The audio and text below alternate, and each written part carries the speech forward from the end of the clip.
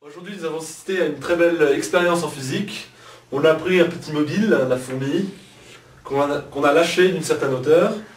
Alors, dans un seau, c'est une chute libre, et donc on a la première force qui s'applique à la fourmi, qui est la gravité. C'est la force qui l'attire vers le bas.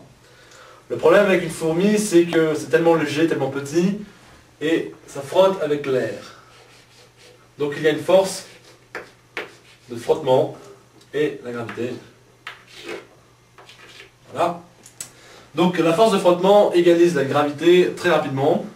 Donc les 20 premiers centimètres sont les plus déterminants. Au bout de 20 cm de chute, la fourmi n'accélère plus, car les deux forces sont égales. Donc qu'elle chute de 10, 15, 30 mètres, 100 mètres, la fourmi ne prendra pas de vitesse. Elle sera emportée par le vent peut-être, mais sans plus.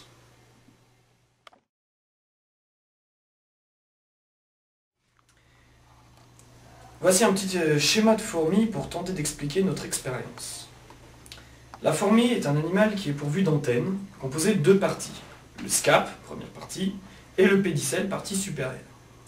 La particularité de la fourmi, c'est que son scape est hypertrophié par rapport au reste de son corps. Ce qui veut dire qu'elle a des muscles d'une telle puissance dans son scape qui peuvent freiner sa chute.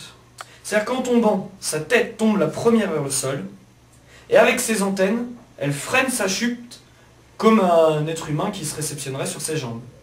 Sauf que, ses muscles étant hypertrophiés, elle peut résister à des chutes d'une hauteur de 1500 mètres, 2000 mètres facilement.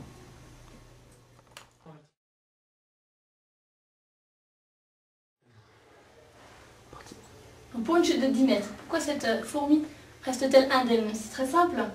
Au moment de l'impact, la fourmi gonfle son thorax et développe une capacité pulmonaire tellement importante qu'elle lui permet d'amortir la chute à la manière d'un œuf dur qui tomberait sur le sol ou d'un ballon de basket. Je vais maintenant vous expliquer pourquoi la fourmi, après une chute de 10 mètres, est toujours vivante. La fourmi est un animal assez particulier, car elle émet un flex, autrement dit en anglais un flex, qui est le Flux Linear Energetic Exocrine, qui en français est le flux linéaire d'énergie exocrânien. Ce flex permet en fait de contrecarrer l'effet de pesanteur et permet ainsi à la fourmi de pouvoir se réceptionner tranquillement sur ses pattes juste avant sa chute.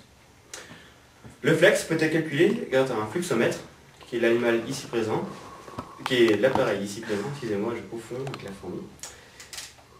On peut par exemple sur ce calibre entre 800 et 900 MHz entendre le flex de la fourmi. Voilà.